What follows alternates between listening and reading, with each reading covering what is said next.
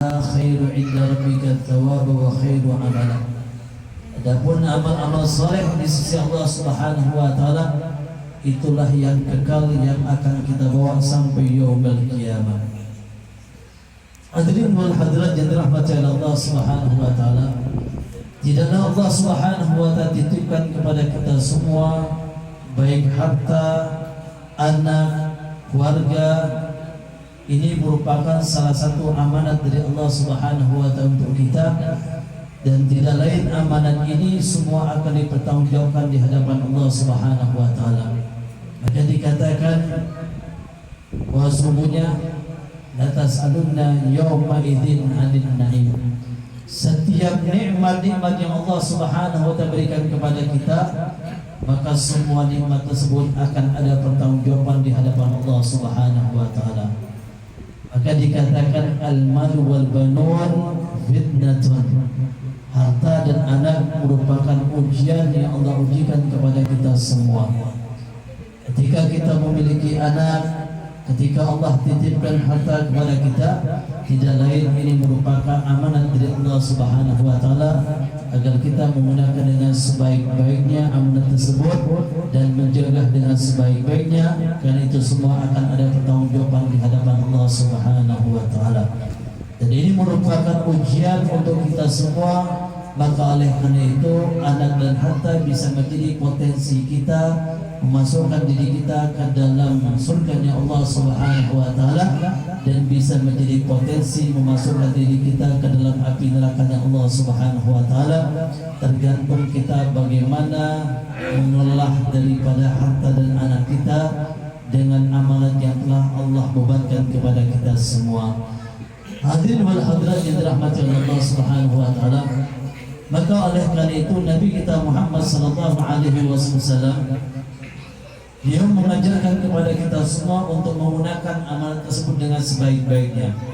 Bagi orang yang telah dititipkan oleh Allah Subhanahu wa taala harta, bagi seorang yang telah dititipkan oleh Allah Subhanahu wa taala anak dan garis keturunan, maka hendaknya mereka memperhatikan daripada apa-apa yang telah disyariatkan oleh Allah Subhanahu wa taala melalui daripada lisan Muhammad sallallahu alaihi wasallam.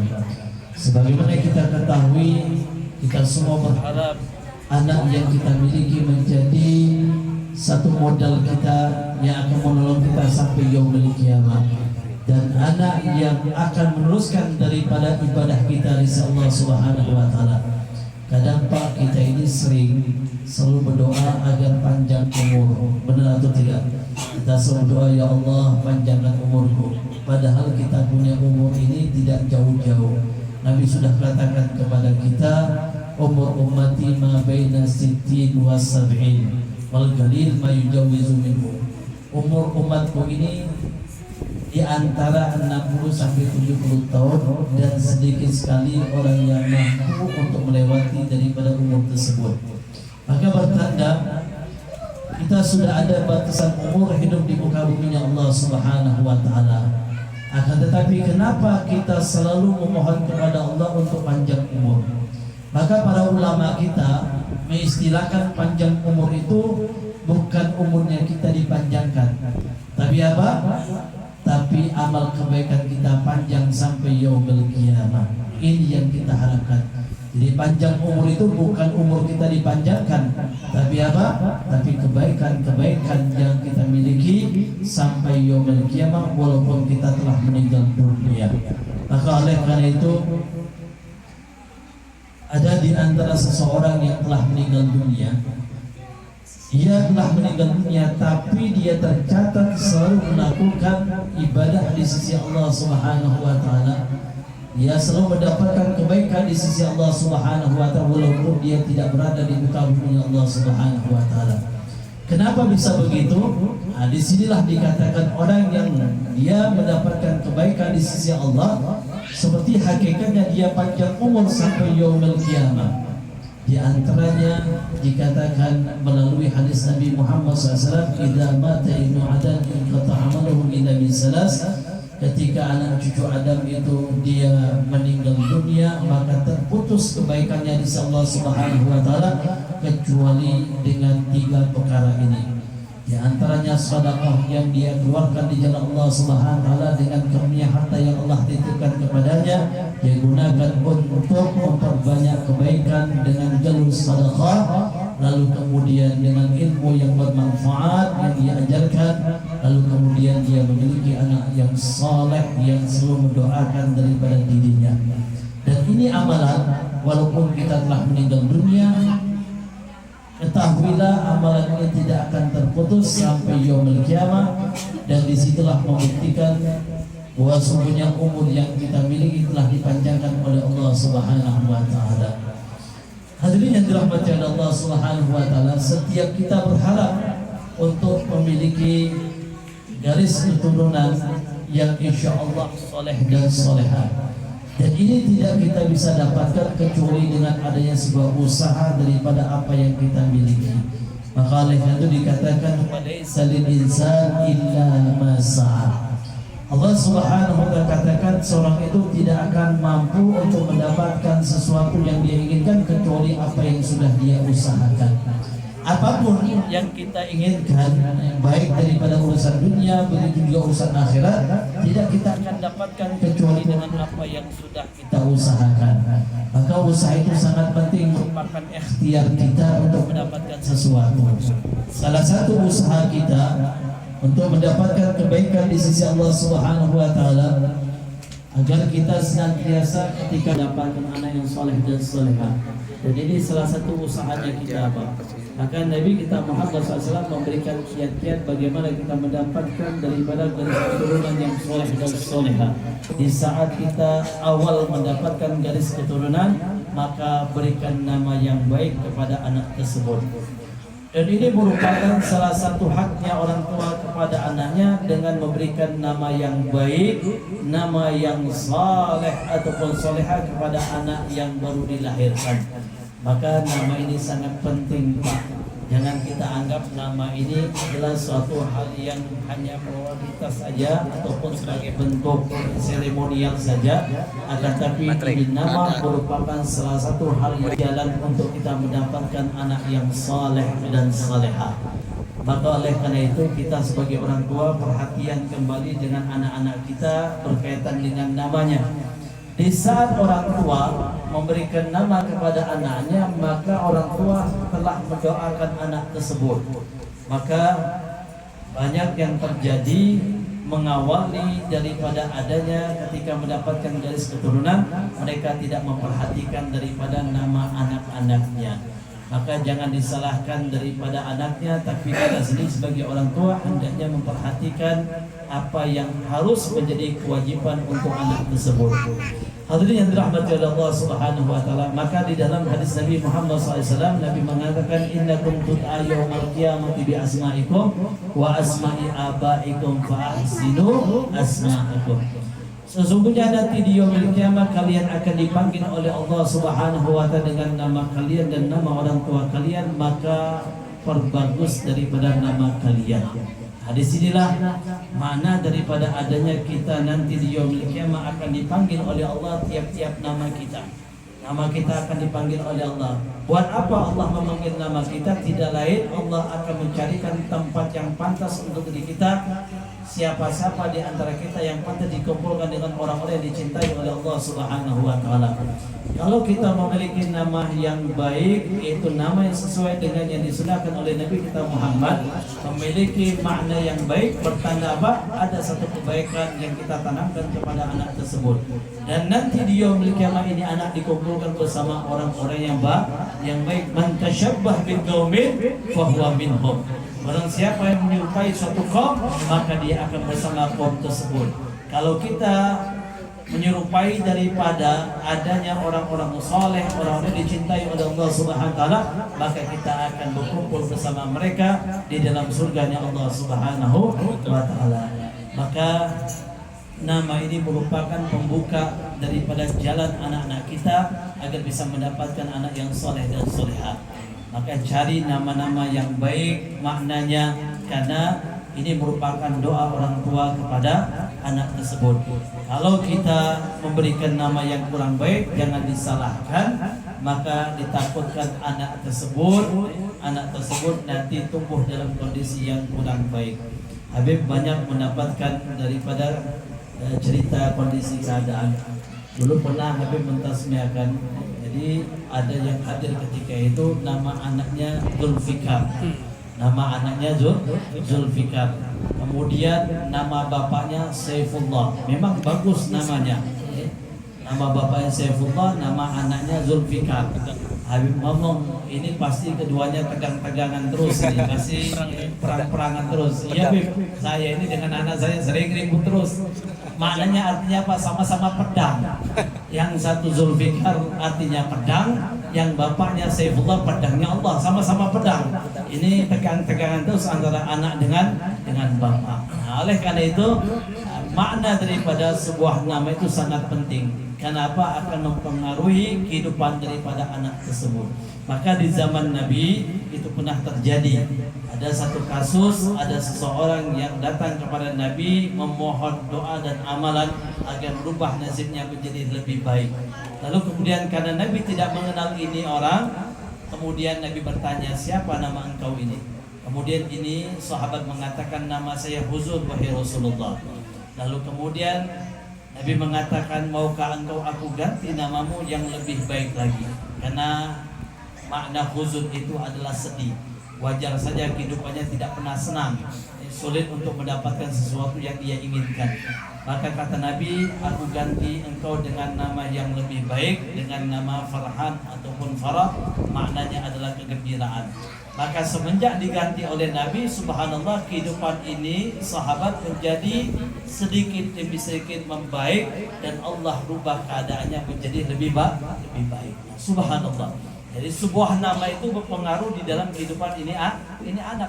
Begitu juga di zamannya sahabat Umar bin Khattab, pernah terjadi ada seseorang ketika itu datang kepada Umar bin Khattab. Kemudian Umar bin Khattab bertanya, siapa nama engkau? Nama saya Jamrah. Kemudian di mana engkau tinggal? Di Wadi Nar. Kata Umar bin Khattab, aku punya firasat engkau mati dalam kondisi terbakar. Kenapa Umar bin Khattab punya firasat matinya dalam kondisi terbakar? Karena namanya identik dengan api. Namanya bara api, tinggal di telaga api. Bayangkan, dari tempat tinggal dengan namanya identik berkaitan dengan api. Maka Umar bin Khattab mengatakan, aku punya firasat engkau mati dalam kondisi terbakar. Benar apa yang difirasatkan oleh Umar bin Khattab, bahwa sungguhnya di akhir umurnya dalam kondisi meninggal dalam keadaan terbakar. Nah, disinilah membuktikan bahwa sungguhnya nama itu salah satu hal yang harus kita perhatikan. Jangan kita anggap sepele. Ini merupakan amanat doanya orang tua kepada anak tersebut, dan akan menjadikan satu kebaikan kepada anak ini nanti ketika tumbuh dewasa. Jadi kalau kita kepengen anak kita baik, maka berikan nama-nama yang terbaik kepada anak kita. Dan ini akan menjadi satu doa orang tua kepada anaknya, dan jembatan pertama kali untuk kita menjadikan anak kita menjadi anak yang soleh dan salehan. Hadirin yang dirahmati Allah Subhanahu wa taala. Yang kedua, seorang orang tua tidak hanya sebatas memberikan nama saja kepada anaknya, akan tapi satu usaha yang kedua orang tua untuk mendapatkan anak yang soleh dan soleha, yaitu wa yu'allimuhu idza ukil. Kata Nabi, hendaknya kita berikan pendidikan kepada anak kita, kenalkan kepada anak kita perihal berkaitan dengan agamanya ketika dia sudah berakal. Ketika dia sudah berakal, kenalkan siapa Tuhannya. Ketika dia sudah berakal, kenalkan bagaimana dia ibadah di sisi Allah Subhanahu wa taala. Kita sebagai orang tua akan ada pertanggungjawaban sampai yaumil qiyamah. Kullukum ra'in wa kullukum mas'ulun an ra'iyati. Setiap kita ini pemimpin, dan setiap pemimpin akan ada pertanggungjawaban di hadapan Allah Subhanahu wa taala. Kita yang belum menikah, kita memimpin anggota tubuh kita, mengenalkan anggota tubuh kita untuk sujud di hadapan Allah Subhanahu wa taala. Di saat kita diberikan oleh Allah pasangan hidup, istri, maka istri kita adalah tanggung jawab kita. Maka disitulah kita membimbing istri kita untuk bisa mengenal Allah Subhanahu wa taala.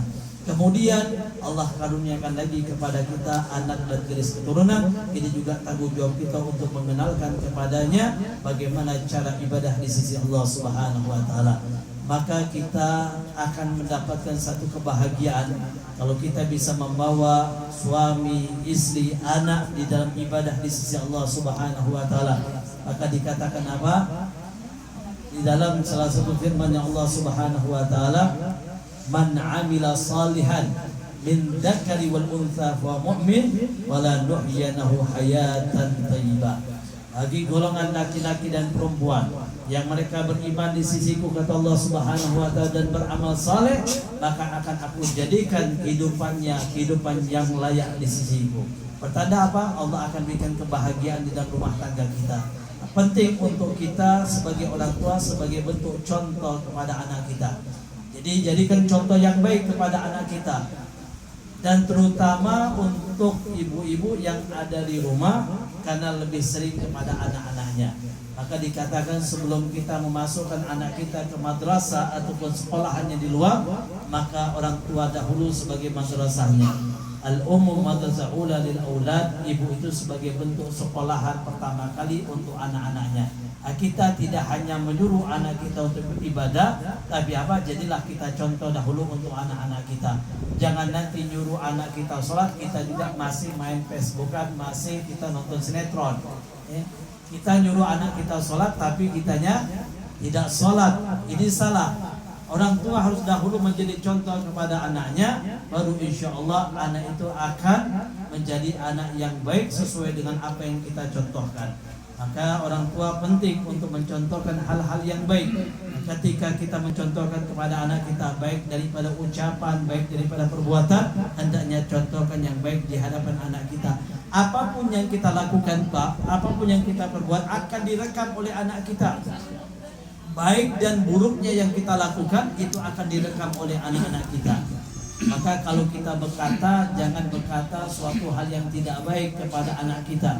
Oleh karena itu saya pernah sering ingatkan orang-orang kalau sudah melihat anaknya melakukan perbuatan yang mungkin perbuatan ini berlebihannya dilakukan oleh anaknya, biasanya kadang keluar bahasa-bahasa yang kasar ataupun bahasa-bahasa yang buruk. Lalu kemudian kalau sudah melihat anaknya mainnya berlebihan, kadang keluar, "Kamu ini anak siapa? Kamu ini kayak setan. Kamu ini kayak setan." Ngatakan anaknya seperti setan. Terus siapa yang melahirkan? Berarti orang tuanya sama. Kalau dia mengatakan anaknya setan, ya orang tuanya setan juga. Ini suatu ucapan yang kurang baik untuk kita lontarkan kepada anak kita. Jadi kalaupun dia ketika kita melihat dia melakukan sesuatu yang mungkin kurang baik, maka hendaknya orang tua mengucapkan kalimat-kalimat yang baik. Maka adat istiadat yang ada di Arab, mereka itu kalau sudah melihat anaknya mainnya terlalu, mereka tidak mengucapkan dengan kalimat-kalimat kotor, kalimat-kalimat yang mungkin bentuknya hewan, kadang semuanya hewan yang ada di kebun binatang semua diucapkan semua kadang orang tua, saking jengkelnya dengan anaknya. Pokoknya dari A sampai B sampai C sampai Z semua hewan disebut semua untuk anaknya. Ini salah. Jadi orang-orang Arab itu kalau sudah melihat anaknya kurang baik, melakukan permainan yang mungkin terlalu, yang mungkin menimbulkan kesal di dalam diri kita, mereka cukup mendoakan di sisi Allah, Allahumma yahdi, Allahumma yaftah alaik. Mudah-mudahan Allah berikan hidayah kepadamu, mudah-mudahan Allah berikan petunjuk kepadamu. Nah ini perlu untuk kita amalkan. Jadi mereka tidak mencaci maki anaknya, tidak mengucapkan hal yang jelek kepada anaknya, ataupun berkata kotor di hadapan anaknya, tapi mereka mendoakan kembali anaknya agar Allah berikan hidayah, petunjuk, kebaikan untuk anaknya. Nah ini penting untuk kita lakukan. Kenapa? Kalau dengan adanya kalimat-kalimat yang baik tersebut akan menjadikan suatu doa orang tua kepada anak. Dan doa orang tua kepada anak ini sangat mujarab, dan insya Allah bisa merubah takdir yang awalnya jelek akan menjadi suatu yang baik kepada anak tersebut. Ini penting untuk kita pahami. Jadi orang tua hendaknya memperhatikan ucapannya, kemudian perbuatannya harus diperhatikan. Amalkan daripada sunnah-sunnah Nabi ketika kita berada di rumah, karena jadikan rumah kita rumah yang islami, sebagai bentuk pelajaran untuk anak-anak kita. Ajarkan kepada anak kita ketika makan, kenalkan daripada sunnah Nabi. Jangan kita biarkan anak kita makan yang mana tidak sesuai dengan sunnah Nabi Muhammad SAW. Ketika masuk WC, kenalkan anak kita bagaimana sunnah Nabi Muhammad SAW. Ketika masuk sholat, ajak anak kita berjamaah sholat bareng. Ini semua usahanya kita untuk mendapatkan daripada apa yang kita inginkan, yaitu anak yang soleh dan soleha. Kalau kita tidak ada usaha sama sekali, bagaimana kita bisa mendapatkan apa yang kita inginkan? Maka kenalkan daripada sunnah Nabi di tengah-tengah rumah tangga kita. Kalau masuk WC, ingatkan anak kita bagaimana ketika sunnah masuk WC.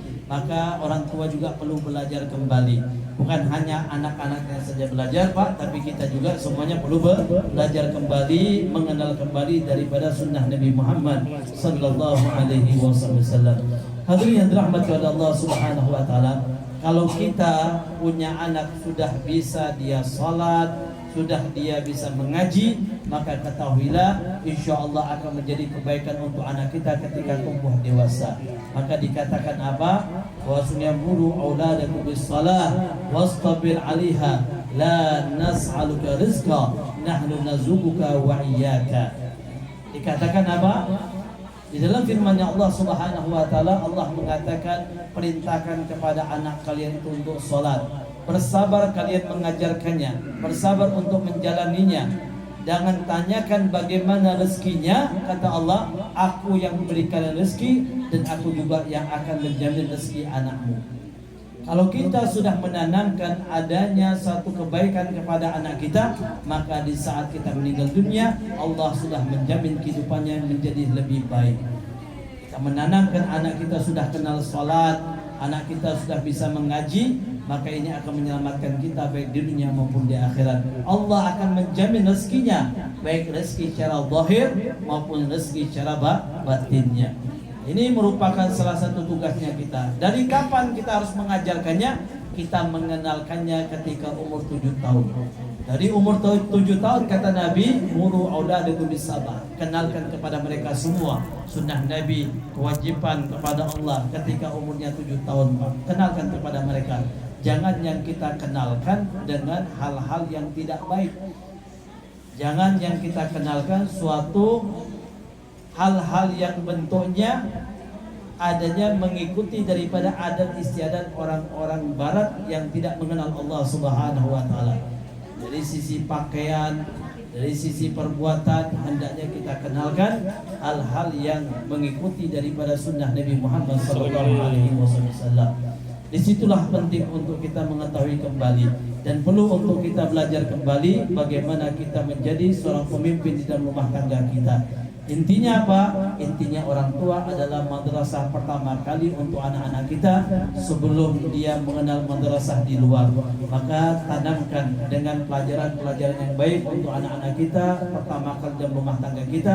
Insya Allah dia akan muncul menjadi anak yang tumbuh dalam kondisi baik. Kalau anak itu sudah ditanamkan dari kecilnya suatu perbuatan yang baik, maka mudah untuk kita mendidiknya nanti ketika dia tumbuh dewasa. Sama sebagaimana pohon itu Pak, kalau dia masih kecil, masih di dalam polybag, mudah untuk kita angkat, mudah untuk kita pindahkan.